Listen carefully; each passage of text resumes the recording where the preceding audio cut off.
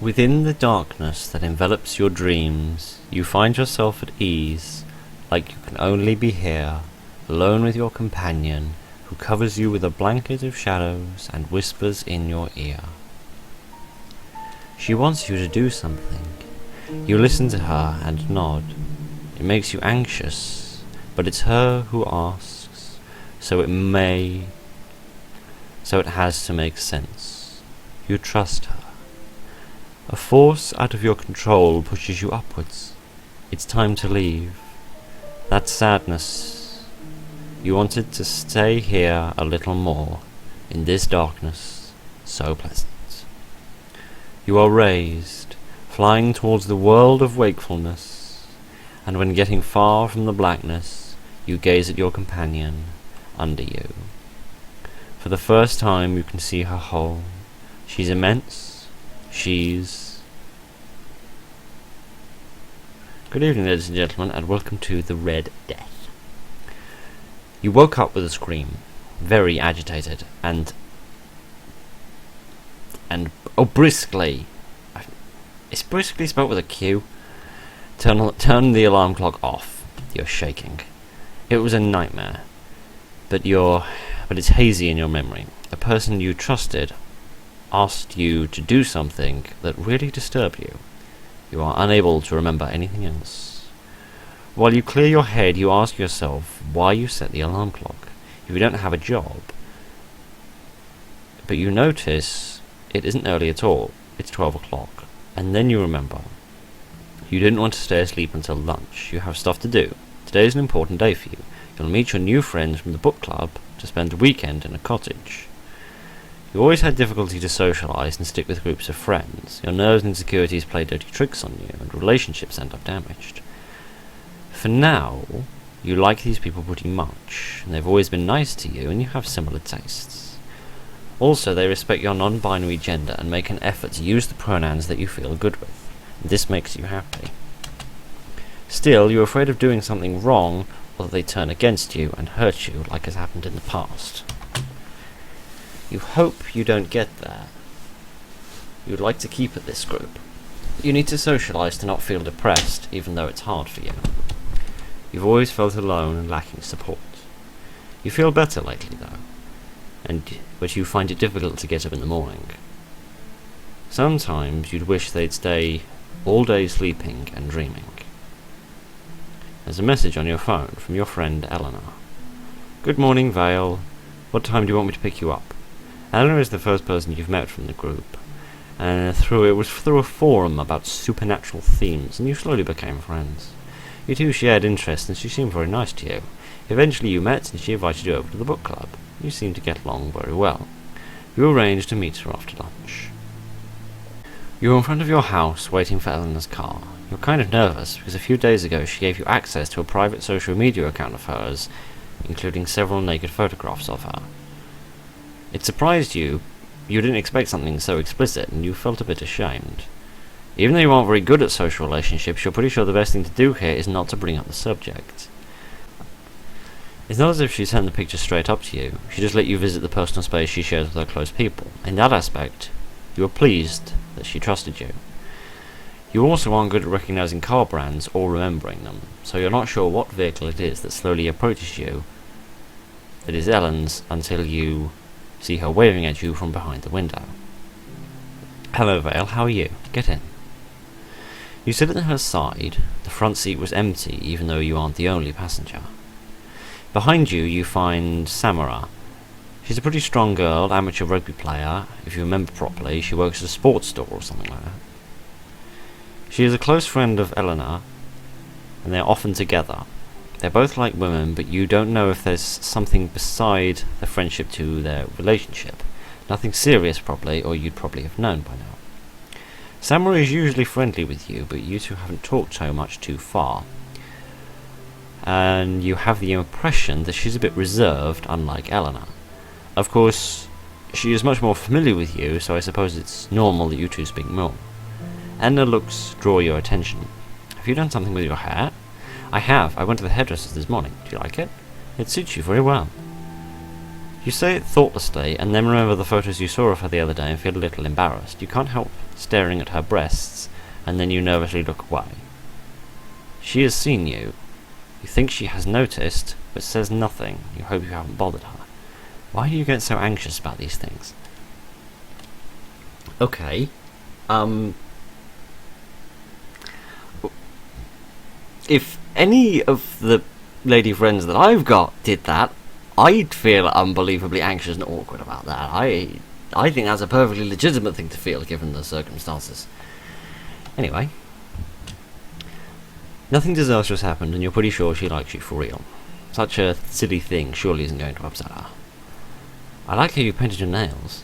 Thank you. Her remark cheers you up and calms your fears. You're wearing 2 colours, red and black on. Have you seen Samara? They're really cool. Thank you. Your friends talk about someone you haven't met while you exit the city, and then there's a silence for a while. You decide to talk so that you aren't alone with your thoughts. Have you started reading this month's book? Eleanor opens her eyes wide and smiles. I have this time. You know that she sometimes started reading the book the last week before the meeting, or got there without having had finished it. It's really good. Are you reading it as well? Yes, I'm around the middle. And you, Samara? I started it. I'm not very motivated by this witchcraft theme. I know, this time I got my way now that I have Vale as reinforcements, and now we are a team of enthusiasts on the occult. Indeed. You're glad you share this with Eleanor. In any case, the book had many votes, and that's why it was chosen, so yours wasn't that important. It's an essay about magic in different cultures and essays. Have you read the part about human sacrifices already? Ah, well that was the first chapter about pre-Christian religions. It seemed like a good overview. I already knew most of the examples, more or less. I didn't know anything about the Carthaginians. They grabbed my attention. I think they were the people Hannibal was in charge of? They used the elephants to fight the Roman Empire? Could be mistaken. That grabbed my attention. Ah yes, some say it's a lie from the Romans' war propaganda, but there's some evidence that backs it up. Eleanor has a history degree and knows quite a lot about this sort of thing. I'm feeling less and less like reading it. Right. Well, there's another chapter that speaks about human sacrifices further ahead in the book, and it's way more interesting, about the European medieval cult. Ah, I haven't read that bit yet. Do you know the story of the Mask of the Red Death by Edgar Allan Poe? I'm more of a Lovecraft man than a Poe man, but never mind. Yes, there's a movie with Vincent Price, right? Eleanor and you share an interest for the macabre, but you're more a movies person than a real stories one. The story tells of a deadly plague, and all the nobles lock themselves in the prince's castle to not get infected. That's currently quite relevant. Well, it might not be by the time this video goes up, I don't know. In there they celebrate a masquerade. In the end they are visited by the Red Death, who is the disease in human form and wears a bloody mask. Well, it's believed that the story is inspired by the real activities of this cult. Ooh, that's cool. Maybe cool wasn't the appropriate word.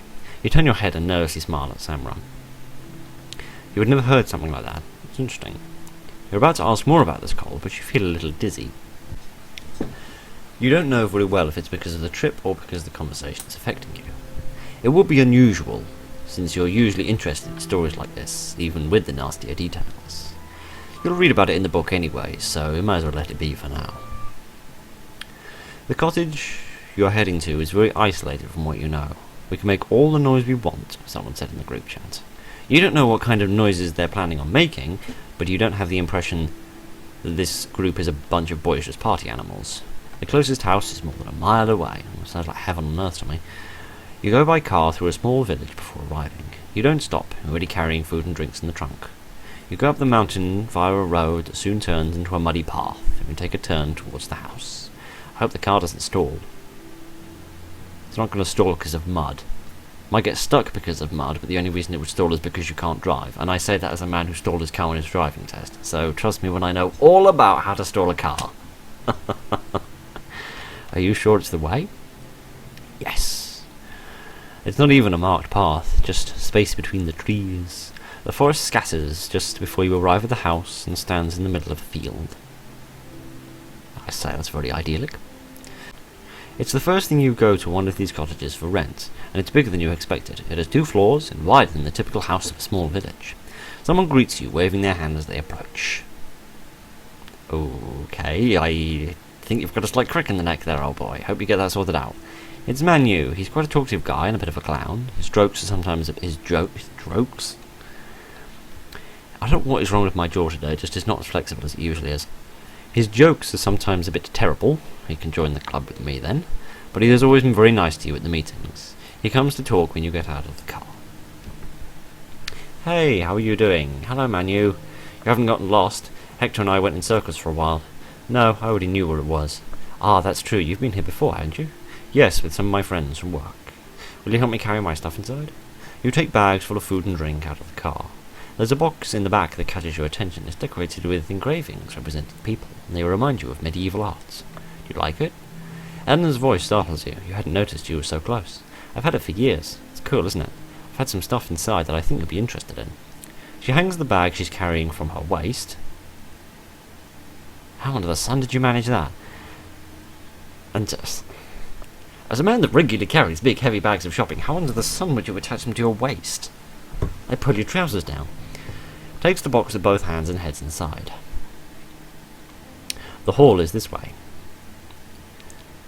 You think you would never see in a hall so large in person. In fact, you'd visited an old mansion. It seems to be more than 30 feet long. This thing's huge. Yes, I think it used to be for celebrating parties or dances here, from someone in the village came when they got married. You hear a toilet tank somewhere, and soon after Hector shows up. Hector, you seriously need to lay off the drugs, kiddo. While you're dropping your bags next to an unassembled barbecue. Ah, hello, Hector, hello. You have the impression that Hector is not very popular with the others. He doesn't seem super trustworthy to you. Really? Is it something to do with the demonically possessed eyes? Who knows? He looks like the typical guy who'd be a bit self-centered, but it looks like he knows more than anyone else about any subject. You've met way worse people like that, but not in this group. He doesn't cause any problems to you, but you have not talked to them directly much.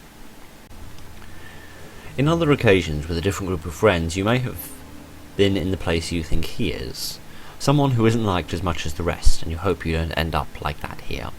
This group is different in some aspects, at least. It's better. Are we all here then? Yes, Ellie couldn't make it in the end. There's many more people in the book club, but the majority of the most active core is here. 5 people including you. Not bad. You don't like it when there's too many people. At dusk, you are already settled. You drink some beers while Manu grills sausages on the barbecue. Eleanor goes inside, and you stay with the others. Talk to Manu, Samra, or Hector. Well, I suppose.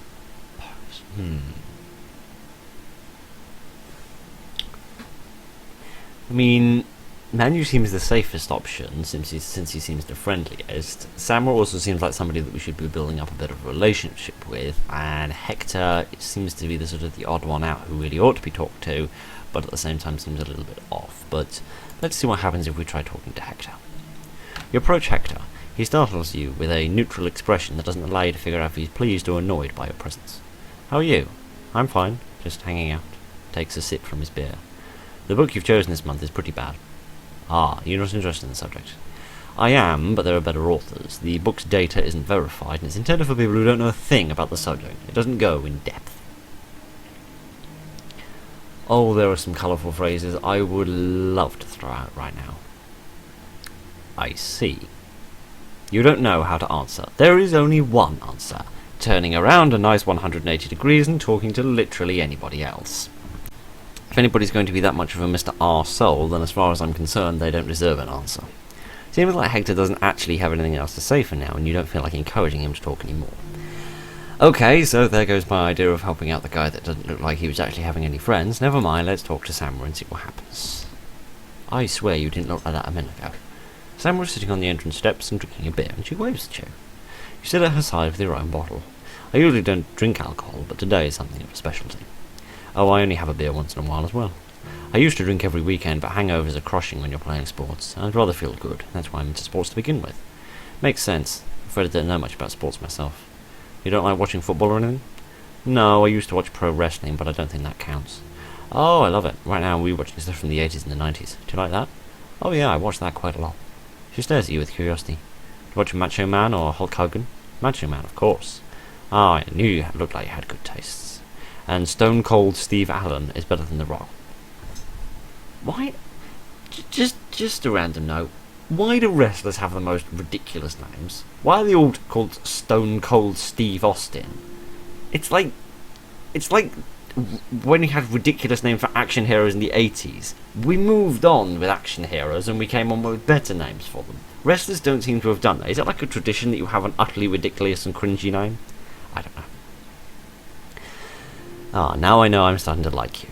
The joke makes you smile. I like stuff from that era, but the LGBT... LGBT... Okay, sorry, that threw me. I've never seen it written LGTB. I've only ever seen it written LGBT, but never mind. And women representation is terrible. Sorry, that really threw me for a second. I thought they were talking about something else. And nowadays, there's still a lot of improvement to be made, isn't there? There is. At least now you can see many more relationships between girls on series, which is at least something. Yes. I'm thinking I don't remember any books or anything with non-binary characters. Closest thing, though, maybe some robot or an alien or something like that. Yeah, that's the only thing we have. It's not that it's wrong that there are characters like that, but it seems like you can't be non-binary if you're just a person like the others. You must be some strange being, a machine or something like that, without a regular human body. That's true. It's hard to be accepted when people don't even believe that you exist. Yeah, I understand. Do you feel comfortable with us at least? I do. I'm happy to hear that. She smiles. I'm going to the bathroom. I'll be back in a minute. Okay. Talk to menu. You walk towards menu, who's focused on the grill. He looks very focused on something, alright. You were a vegan too, weren't you? Well, not really. Vegetarian.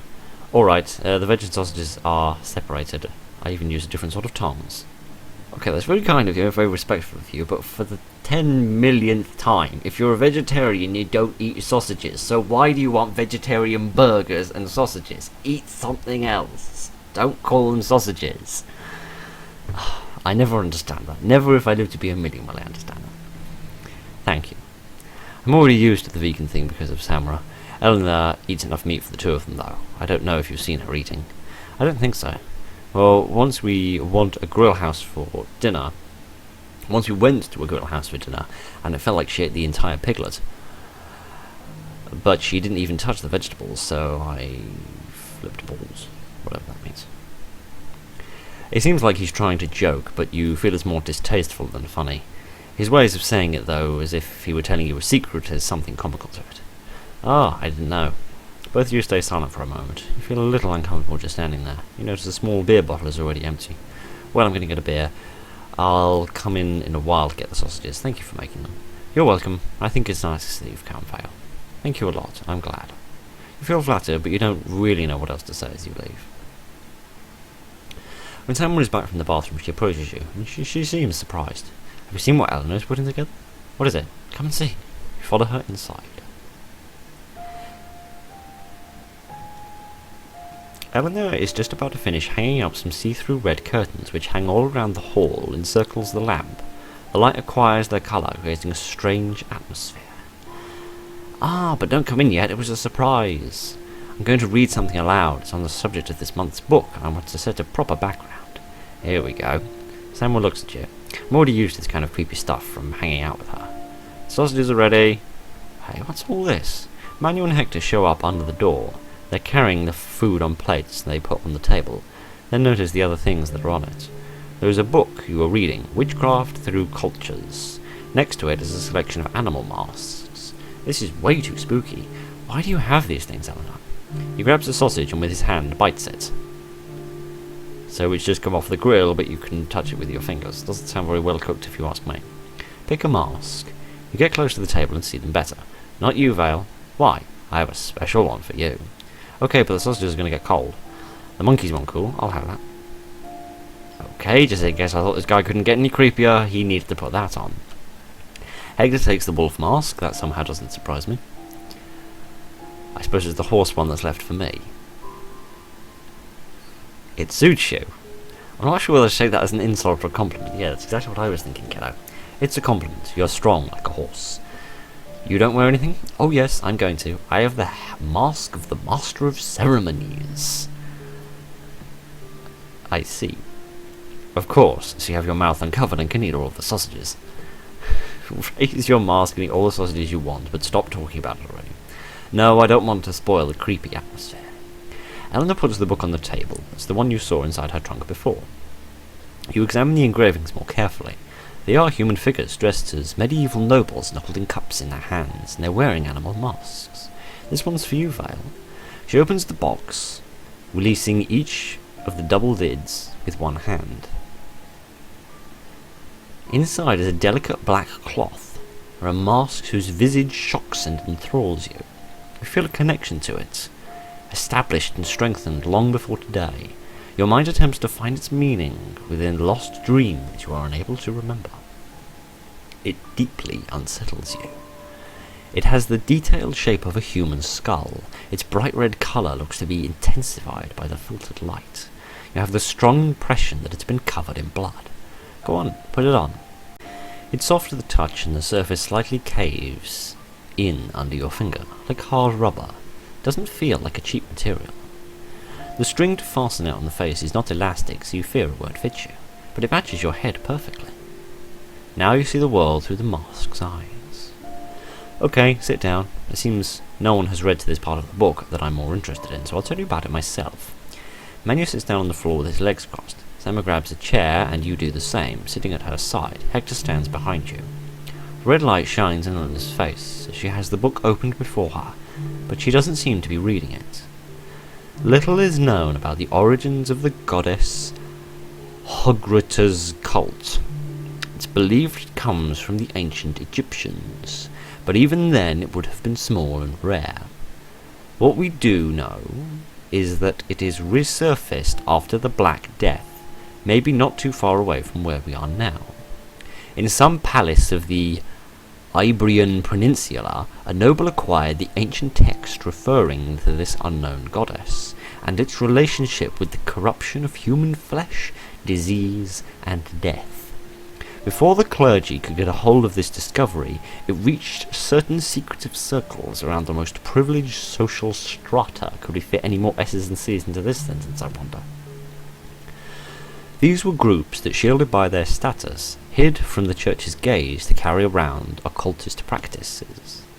After the horrors of the plague, many of these heretics were drawn to the cult of Hogruta, since she provided her worshippers with magical powers, a supernatural dominance over disease and the flesh. To obtain this favour, a specific ritual had to be carried out. Presented at a private festival, it is believed it was performed in numerous occasions inside castles and mansions between believers from the aristocracy. The guests accepted that by attending only they could die. If they survived, they would attain the blessing of the Dark Goddess. They were a very special role in the ritual, the goddess's avatar, the Red Death. They were a person with unique connection with Hogruta. The goddess herself chose them as her hand in earth and informed the members of the cult through dreams.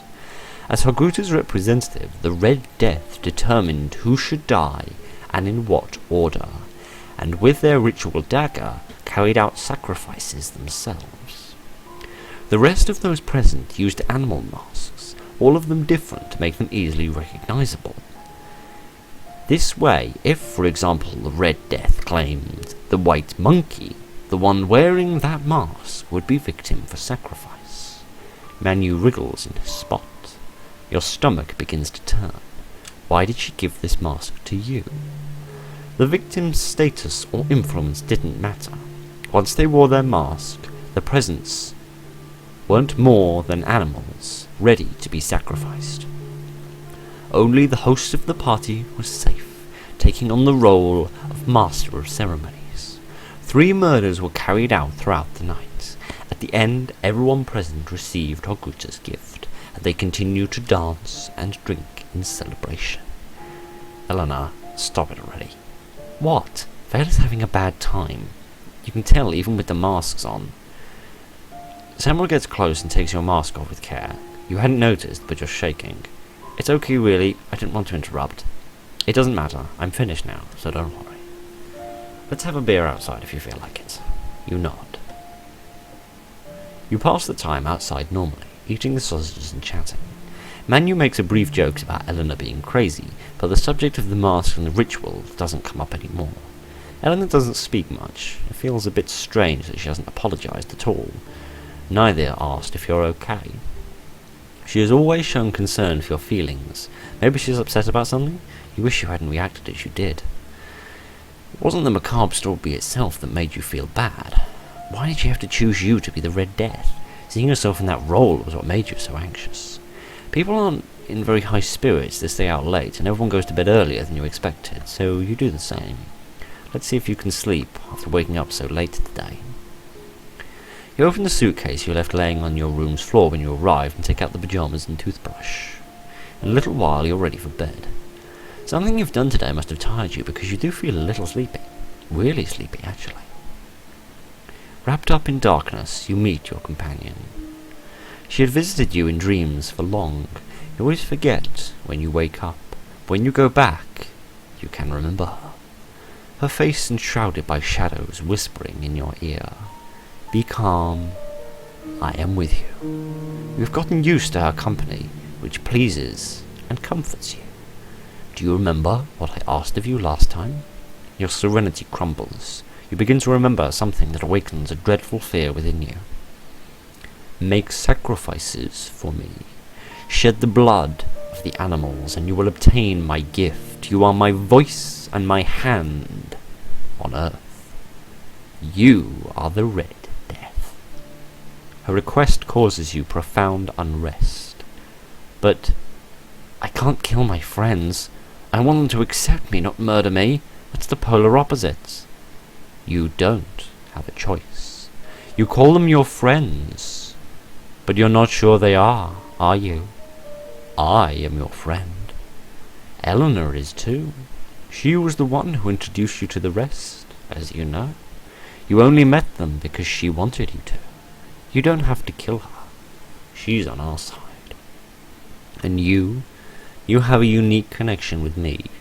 Because of that, I can give you the strength and the skill you need to fulfill my will, and I control your movements so doubts won't hold you back. Obey me and you will have the power over life and death, beside my eternal affection. Don't you want to please me? I know that you do. Her presence and her words prevent you from thinking clearly. Do I have to kill? You know you must. But it is the best for you and for us. Feel soothed by the shadows. You are not a slave. As my avatar, you have the power to decide who will die to feed me with their spirit, but you can't refuse to kill. That is your duty. Who will be the first sacrifice? The monkey, the wolf, or the horse? Choose. Okay, so do we choose Manu, the slightly insensitive joker, the wolf, the utter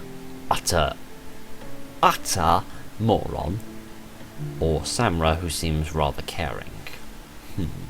Well, let's save. There we go. What if we say the wolf? For the first time when you wake up, you don't have the feeling of having left behind the comfort of darkness inside your dreams. In this occasion, the shadows have accompanied you to the world of wakefulness, and protect you like a mantle that oozes from your own body, in the shape of black tendrils from vermilion reflections. Hogruta is with you, inside you, fueling your every move. You can't hear her, but you can feel her. On your suitcase, Eleanor's box awaits you. It wasn't here when you went to bed. You put the mask on and take the other objects you hadn't seen before. A ritual dagger with a sinus blade and a pommel in the shape of a skull. You are incapable of anything beyond the dagger's purpose, and that it has to be carried out by your hand. There isn't any consideration or thought about you or the target in your mind. Feel as if you were still dreaming, and yet you know you are not. The box rests on a black robe. You wear it too over your clothes. The will of Hogruta guides you towards your victim. Hector is in the bathroom downstairs. Even though you don't see him, You know him. You know he is there. He hasn't locked the door, so you open it. Hey, occupied. The hand raises and falls down in an instant. He withers just before being stabbed, and the blade sticks into his shoulder instead of his back. Take the sinus dagger out, ripping flesh and splashing blood. The red droplets seem to move slowly, like floating in the air. Hector's screams reach you through a dreamlike shroud. He's trying to escape through the window. He squirms on the frame and throws himself out head first. You perch on the window with ease. Hakuta guides your movements. Hector is still trying to get out of the grass. He hits his head on a rock and bleeds abundantly. You jump on his back, crushing him against the ground. He turns his head as much as he can to look at you, screaming and pleading. You stab his face several times, destroying an eye in the process. When he stops moving, you feel an intangible but clear change. Around you and inside you, the presence of your companion, the goddess, is strengthened, and from an invisible place, she smiles at you. And sitting on your bed, the mask falls from your face, and with that, the veil from your darkened mind and senses vanishes. The meaning of what you just did hits you hard inside your heart. For a moment you try to cling to the thought that it has been a nightmare, but you know that it has happened for real. Hakuta is still close, more powerful than before, and you feel her presence. You have killed in her name. It was her will, but also your hands, your body, and partly your mind, which perceived the world and put your actions in motions as if you were in a dream. In your memory you can still see over and over the still fresh images of the instant in which life abandoned your victim forever. You try to stand, with no idea of where you are going, and you immediately fall to your knees, shaking and crying. You only wanted to be part of the group, to fit in, to be liked. It was like you were starting to make it. You thought it was going to be different this time, but you have destroyed all your hopes, in the most horrible manner you could think of. And what do you have left? Hakuta, an ethereal friend who only visits you in your dreams and forces you to kill. And Lena. And Eleanor. She has to be involved in this. She couldn't have brought the mask by chance. And now you do remember your dreams, and what the goddess told you. You will still have Eleanor, because you won't have to kill her. You have to talk to her and demand answers. Your pain turns into resolve and to anger towards her. You believed her to be your friend. Why did she betray you like this? You frantically get rid of the blood-stained robe and throw it away, tears running dry on your face, and go to find her. She isn't in her room. You go down the stairs and see that the lights are on in the hall. They still have the red tone they get from the curtains. Eleanor is sitting at the table, reading something. She looks up at you as you enter. You have the feeling she's further away than she should be, as if the hall has grown. Yes, that's your impression. It feels as if the size has increased. The walls are separated by a longer space, and the table is more distant from the door. Hello, Vale. Before you get to reply, you think you hear a murmur at your side and turn your head, but there's nothing there. The shadows acquire strange shapes under the reddish light. Something unnatural surrounds you, but Hakuta accompanies you. You are the Red Death, after all. She's not going to harm you. This thought gives you some confidence. Even when you dislike it so much. You get straight to the point. Why have you done this to me? I thought you were my friend. I am, Vale. She gets up and takes a step towards you, but she stops as you step back. That's precisely why I have helped you to fulfill your destiny, as the goddess's chosen one. You have a unique connection with her. You really are special. But I don't want to kill anyone. I just wanted to be friends with you all. You are my friend, and I care for you a lot, and you're Hakuta's friend too. I don't think you understand the honor that this entails. I have been worshipping her for years, and yet I cannot consider myself more than just a servant. But this is wrong. I don't care what neither you nor her want. I'm going to call the police. Really? And what are you going to tell them? Look, Vale, I don't want you to suffer, but this is something you have to do. And it's going to benefit you. It's better if you just accept it. Now you are more scared. But when we finish, you won't be afraid anymore. Not of disease, not of death. We will possess control over the flesh. Its true power, as real as everything you've ever experienced so far. And I will still be your friend, at your side. I accept you as Vale, and as the Red Death. To me, you are beautiful in both aspects. The two of them combined, you are truly unique. I'm going to pick up the corpse now before someone else sees it, okay? Think about what I've told you. When getting past you, she puts a hand on your shoulder and smiles at you with warmth. You feel frozen in place before she leaves the hall. You are terrified, not only of what has happened up until now, but what may still lie ahead. You haven't asked Eleanor, but it wasn't necessary. You already knew. The ritual consists of 3 sacrifices. You have to kill again. You get back to your room shaking. You don't want to run into anyone who could be your next victim. You lock the door. You wish you could cold lock yourself in. You get even more agitated when you see the Red Death's implements scattered around the room.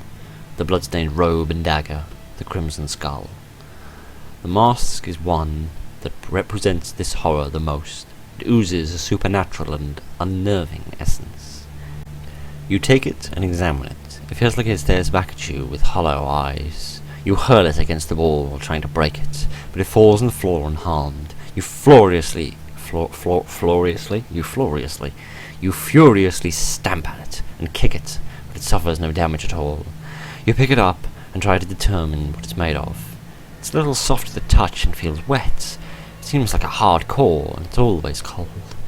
You try to split it with your hands without success. You have the strong impression that the essence of your role as the Red Death resides in the mask, more so than the sacrificial dagger or the ethereal presence. It also seems like it possesses a supernatural resistance. In spite of everything you have done to it, it doesn't show the slightest mark. The soft surface can't be scratched nor peeled off. The issue might be that you're trying to end a supernatural curse using mundane means. Eleanor was reading something in the hall. It could be the club's book, or maybe another one related to the ritual. Maybe more information that will help you destroy the mask.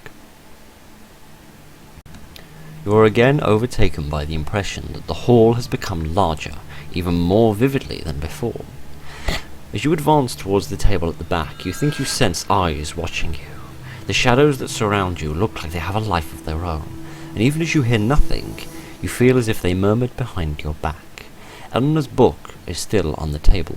There is one from the club, and another one in Latin, of which you don't understand a word.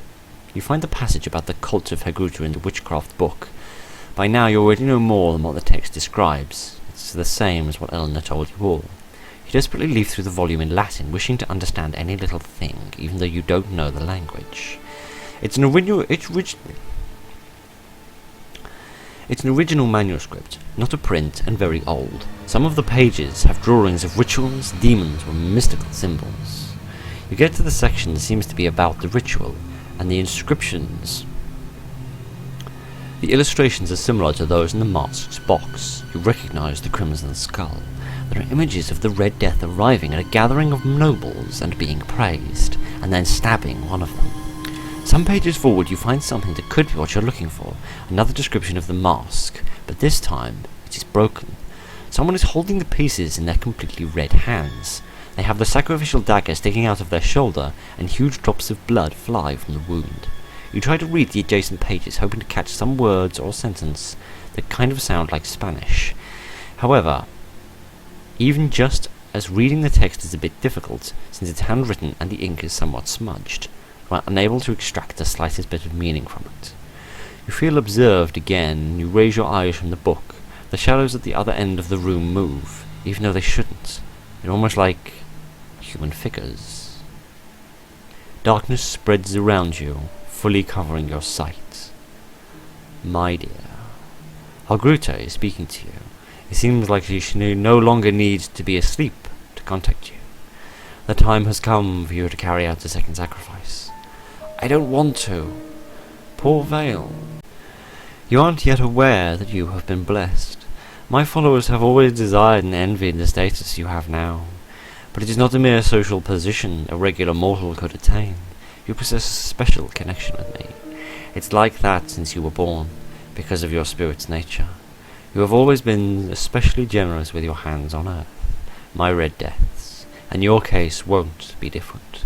You will obtain a power more vast than any one I can confer upon Elena. Your heart is still rebelling, but the presence and the voice of Hogruta stun and silence you. You don't have to suffer.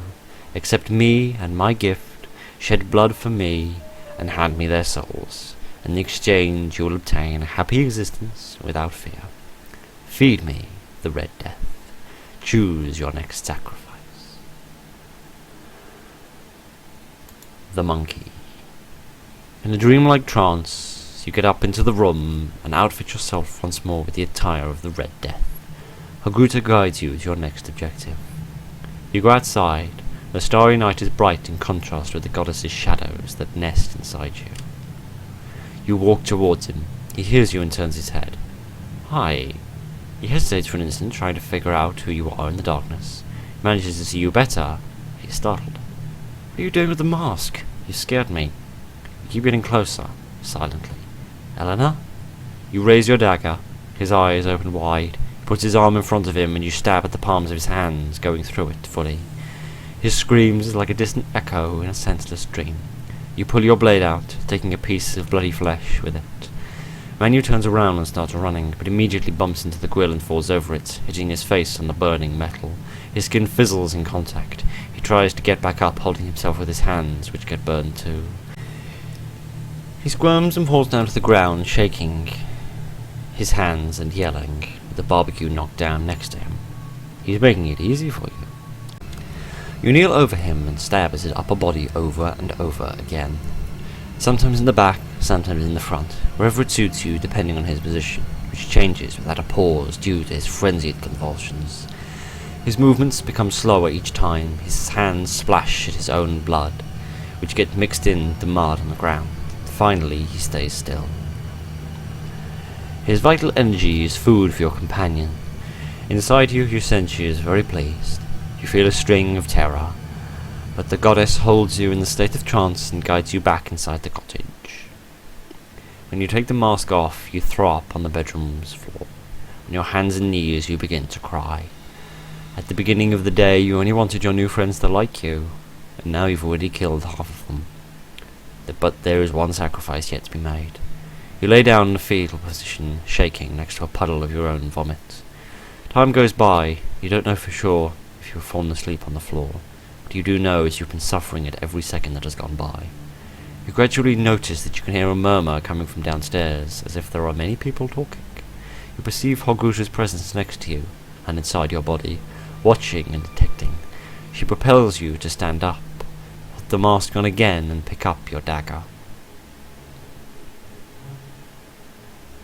What you find at the door is a hall like nothing the room of which you knew. Now it's enormous, full of luxury, shining crystal lamps, large paintings, tables filled with exquisite food. All around are humanoid figures, dark shadows of blood-red animals, with heads of strange shapes which imitate different animals. They chat, laugh, drink, and dance around to the sound of music that echoes laudably, as if arriving from a faraway place. At your back you notice a theatrical stage that rises above the ground. The figures in front of the curtains is completely human. She's Eleanor, with her mask of the Master of Ceremonies. Attention, everyone! Our guest of honor has arrived. A round of applause for the Red Death. All the shadows stop their activities to look at you in your direction. Their cheers and applause surround you. We are going to end the ritual properly, Vale, the way it was done in the past. This hall is what in witchcraft is known as a liminal space. The barrier between planes is more fragile here, and our connection with Hogruta and with the rituals of the past is greater. She suddenly stops addressing you directly to encompass all of her sinister audience with her gaze. Allow me to capture your attention with a brief spectacle that will surely be to your liking. Before reaching the pinnacle of our celebration, it is mandatory we review the events of the night. Taking a bow, she moves away and the curtains open. Behind them, a forestry scene is shown. There are two people wearing animal masks. Motionlessly, Motionless, they hang from strings like enormous puppets. You shiver as you recognize them. Light from an invisible source illuminates one of them, who levitates towards you. Beware of this lone wolf. Listen to his mighty roar. His self-confidence could defeat an army. Or that's what he thought, of course. But his ferocity couldn't save him from the Red Death, who revealed the truth with the blood. He doesn't seem so self-sufficient now, does he? Hector's corpse moves back, and the other one takes its place before the audience, and under the limelight.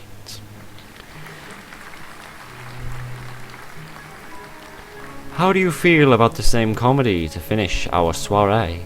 This monkey had no doubt willing to please us. Or to try, at least. He does what he can, the poor thing. The monkey antics were his awkward way to try to connect. However, when the Red Death arrived, no one was there to help him. Excuse him for not greeting you, he's a bit indisposed. The second corpse is moved away and the curtains close. A murmur of expectation rises in the hall. Up until now, you haven't been able to move.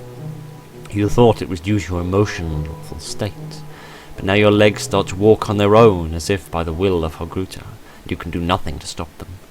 As you head towards the stage, you feel the close company of the goddess, even though you don't see her with your eyes. You'd say she smiles. The curtain opens again. Eleanor is nowhere to be seen. In the middle of the stage there is a shivering, alive person, kneeling down, tied and gagged. It's Samra. You climb the steps and reach the stage. You are met by open-wide eyes, and the horrific skull reflected them. Eleanor's eye seems to reach you through the veil of dreams. You can now complete your task, Red Death, and grant us both power and happiness. You can't move from your spot, standing before your victim. Hogruta doesn't allow you. However, you believe you're thinking clearly. You don't feel like your mind is being manipulated or weakened. You notice you have a certain bodily autonomy located in your arms. You examine the dagger, move it up and down. It's nothing like the other times. The shadows stray completely silent. Why hasn't Hogruta pushed you to kill Samra yet? Did she expect you to do it by yourself? Then her voice caresses your mind. It is time for the final sacrifice. Shed blood for me, be my hand on earth. Fulfill your duty once more. Something comes to your mind. She hasn't asked you to select your victim this time. There's only one choice left, of course, so it wouldn't make much sense. But there are many more people doing the ancient rituals, right? Many more possibilities. The Red Death of the past did choose their third sacrifice. Maybe that's why you have a certain freedom of movement, because you haven't had the opportunity to declare your decision yet. You frantically mull over this idea, trying to find some way out of this, but there's nothing else to choose. Unless... Would you be able to do it? Could it be the only way to end the ritual? If that's the case, is it worth it? Killing yourself has crossed your mind. By thinking about the illustration found in the Book of Latin, you decide to try something less lethal. Maybe that's what it depicted, the answer you looked for. You recheck that you can move your hands freely. You speak loudly enough that everyone can hear you. Eleanor, Hogruta, even the shadows. The next sacrifice? I choose to be the Red Death. You stab your own left shoulder. Nothing stops you. You take the dagger out. It's painful and you bleed profusely. You drop the blade and soak your hands in your own blood. No! Vale, what do you think you're doing? Then you take the mask off and scrub it thoroughly with your bloodied hands. It feels lighter, more fragile, as if it has been transformed into fine glass. You hurl it against the floor and it breaks into 1,000 pieces. Eleanor's painful shriek is muted by the explosion of Hoguta's fury, expressed inside of you as an intense pain born in your head and spread out through all of your body. You fall on your knees, screaming, and then writhe on the floor. The goddess feels betrayed and she wants to destroy you. But her grip over you fades by the second. The mask must have somehow functioned as a focus of her power, a lens to her control over this world. Eventually the pain fades away, with the exception of the feeling in your stabbed shoulder. You are able to move freely. You rise. The humanoid shadows are silent before you, totally still. They don't seem like real people anymore. The gleam in their eyes wanes, and you think they are slowly fading away. Why? Why? Eleanor walks towards you from the middle of the hall. She cries and grinds her teeth in frustration. Why have you done this to us? Do you know how much it costed me? What it entailed to find a person capable of connecting with a goddess? You were special, so special!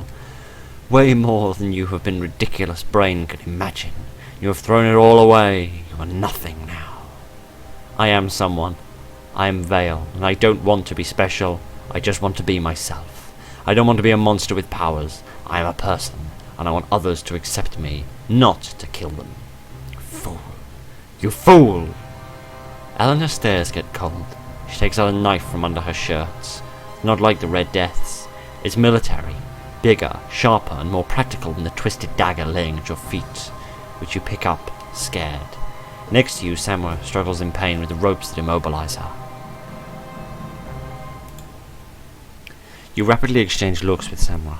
Her eyes show resolution and anger, but you think it's not towards you. You're sure she can help you. Without wasting an instant, you cut with your dagger the ropes that keep her hands and legs tied. When she is released, she steps in between Eleanor and you. There's something in her pose, in her body language, that feels impressive. Eleanor stops her furious walk just before reaching the first step to the stage. She doesn't seem so confident anymore. Samra, you don't understand what's going on. I understand enough, friend. She spits the word with disdain. I would have included you in my plan. But I know how you are, and that you wouldn't have agreed. You don't understand the scale of what I've organized. It's far greater than 3 people's lives. You take a step forward, next to your friend Samra. It wasn't greater than 3 lives. It was you, and only you, who wanted the gifts of the goddess. It wouldn't have benefited anyone else. It would have. It was for you too, and we'd use the power together. Because you needed me to murder the rest, and I hate you for manipulating me like that. You walk further forward as you shout at her. You're about to get down from the stage, but Samra grabs you by the shoulder. Be careful, she's been practicing martial arts for a long time, and it looks like she knows how to use that knife. I do know, and I'm going to kill the 2 of you and find another Red Death. It'll take time, but I will do it. Eleanor raises her knife, adopting what seems like a defensive combat position, and takes a step towards the stage. You don't think you can take her on her own, now that Harguta's sinister influence doesn't control your movements. You have no idea how to fight.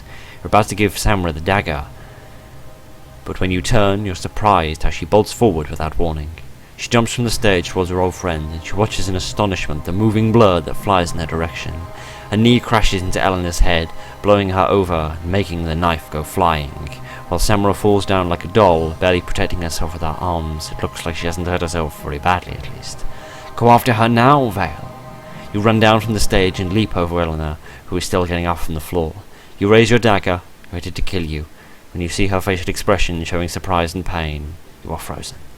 No, you can't. Not again. Eleanor, already standing, hits you in the back of the forearm with one hand, and in the wrist with the other. In the instant you drop your weapon without knowing very well that it has happened. Before you can react, you receive a headbutt in the face. The blow stuns you, and bleeding out through your shoulder for a while. You're starting to get dizzy already, and you can't even stand up. You collapse. The master of ceremony looks at you from above, her eyes filled with rage, and then a metallic object hits her hard in the head and she falls. It's the dagger.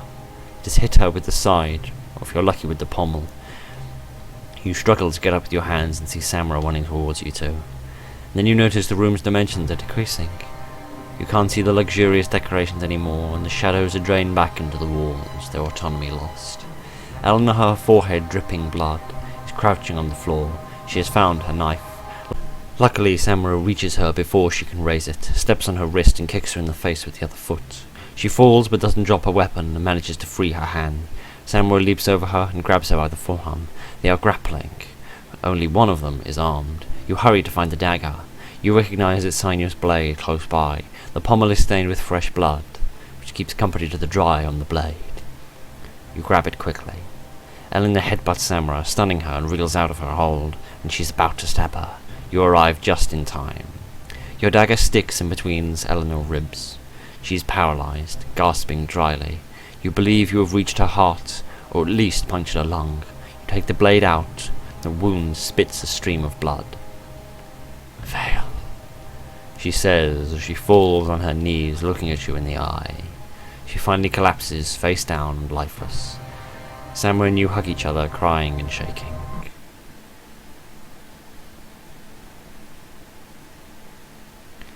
You wake up screaming, with the memories from that night as vivid in your mind as if you had just experienced them.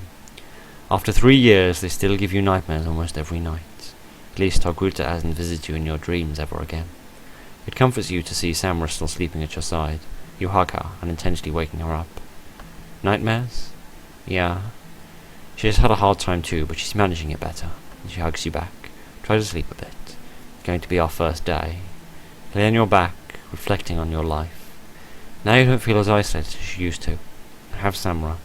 You have made new friends. It was a difficult process, especially because you had to get past the trauma of what happened. At least the police believed your version. Physical evidence didn't disprove that Eleanor murdered Manu and Hector with her own hands, as they determined she manipulated the corpses.